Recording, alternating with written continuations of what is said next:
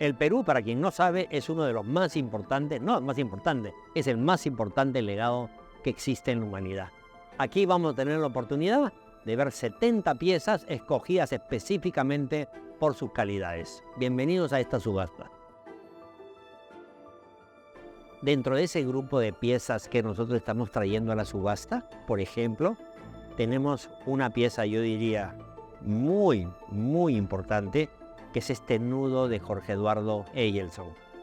Jorge Eduardo tuvo toda su vida un enorme interés por la parte textil.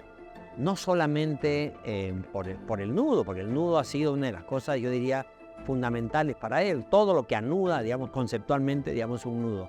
En este caso, es obviamente, digamos, un nudo de una época importante, donde él comenzó a dimensionar o a mirar, por ejemplo, lo que significaba, digamos, un nudo de colores. Dentro de estos colores están todas las banderas del mundo, están, yo diría, amalgamadas, están anudadas, están relacionadas, ¿no? Es una de las piezas, yo diría, de arte contemporáneo más interesantes que se hayan producido. Este ejemplo de arte contemporáneo que está apoyado sobre una enorme tradición textil se ve también en piezas anteriores, como el caso de las hermanas Cisco. Acá tenemos, por ejemplo, 2 retazos impresos, digamos, en la casa Worth en París, sobre los diseños de las hermanas Cisco, de Elena Iscue centralmente, ¿no? 2 diseños fantásticos, muy sencillos, todos basados en este mundo, digamos, precolombino, y en este caso un paso más allá, un elemento precolombino que se mueve, digamos, en un mundo más contemporáneo, ¿no? O sea, 2 piezas que yo considero que son 2 como joyas para quien esté interesado en el diseño textil, para quien esté interesado en ver cómo llevar, digamos, un mundo textil al mundo realmente, ¿no?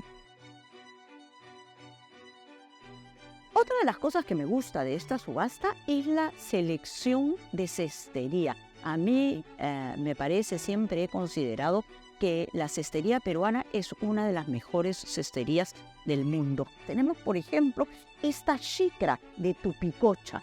Es el tejido de esta xicra, es un proceso absolutamente complejo. Desde el momento en que toman la hoja del maguey, que es esta hoja con mucha pulpa, y la chancan, la aplanan, la aplastan con un mortero, ¿no es cierto?, hasta extinguir toda su pulpa, extinguir toda su humedad y quedarse solamente con la nervadura de la hoja. Esa nervadura la hilan y esto después se tiñe, por supuesto, a veces con tintes naturales, a veces con anilinas, y esto se teje con los dedos. Son nudos, es decir, para tejer esta hermosísima xicra, una mujer ha pasado meses de trabajo. Es también una técnica precolombina. Tupicocha está en la Sierra de Lima, a más o menos 4 horas de Lima, y conserva esta tradición textil que es un tesoro. Y siguiendo con la cestería peruana, tenemos una pieza muy bonita, es este cachihuango. El cachihuango o ela es una pieza del pueblo Urarina. Los Urarina tejen, las mujeres Urarina tejen en telar de cintura con el cogollo de una palmera, que las usan para dormir. Esta fibra tiene el don de ser muy fresca. Entonces, en la Amazonía es muy útil para dormir. Aísla del calor del suelo o que sí absorbe la madera. También tenemos en cestería unas canastas huachanas. La tradición del tejido con junco en la zona del norte chico es una tradición muy antigua. Ya en Caral, hace 5.000 años, usaban el junco para hacer las licras que se encuentran en la arquitectura de Caral, en las bases, en los cimientos, sujetando una serie de piedras con un sistema que era antisísmico y que ha permitido la continuidad de esos monumentos a lo largo de 5.000 años. Entonces, este junco se utiliza hace 5.000 años, crece en la albufera de medio mundo. El saber hacer con el junco tiene esa antigüedad y lo que ha ido variando es el uso. hoy hacemos estas canastas huachanas que todos hemos crecido viéndolas usar por nuestras madres para ir al mercado. Pues esta sencilla canasta de mercado tiene 5.000 años de historia que la sustenta. Por otro lado, tenemos Registros Vegetales, es una pieza de Ana Teresa Barbosa. Ella es una de nuestras artistas contemporáneas que más sistemáticamente ha trabajado las posibilidades de el textil en bordados, tejidos. En este caso es un tejido de algodón, lana de alpaca y lana de oveja. Y la pieza es bien interesante porque de alguna forma documenta su propia historia de producción. ¿A qué me refiero? Por un lado, la pieza retrata esta suerte de mapa geológico que remite al territorio de la costa. Ana Teresa lo que hizo fue recorrer la costa y en su trayecto ir recolectando distintas cortezas, flores, distintas plantas que luego empleó para teñir estas fibras naturales de las cuales está hecho este tejido. Y en la parte posterior del trabajo vemos una leyenda en la que el artista anota las plantas que ha empleado: molle, llama de bosque, lechero rojo, diente de león, eucalipto, entre otras. Y al lado tiene una muestra de los colores que se consiguen utilizando esos insumos para teñir.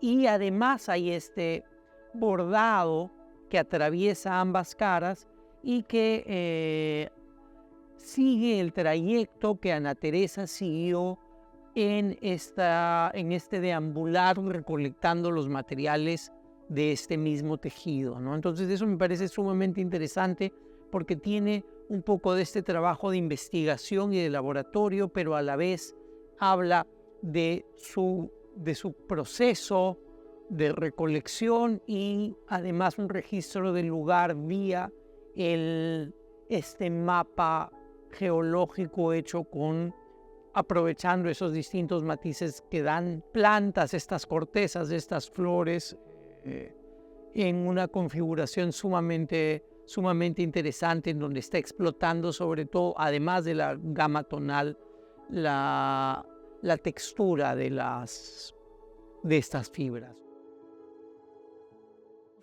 Otra pieza súper interesante es como un guiño, es como un juego, porque está en la sección de trajes del país, aunque evidentemente es un desnudo, pero es una pieza de Leonor Dinatía Cantuarias, una de las primeras mujeres formadas en la Escuela Nacional de Bellas Artes profesionalmente, como artista, como pintora, y es una obra particularmente importante dentro de su producción, porque en realidad parece haberla hecho como parte de sus estudios en la Escuela Nacional de Bellas Artes en la década de 1920, pero la pieza está fechada en 1936.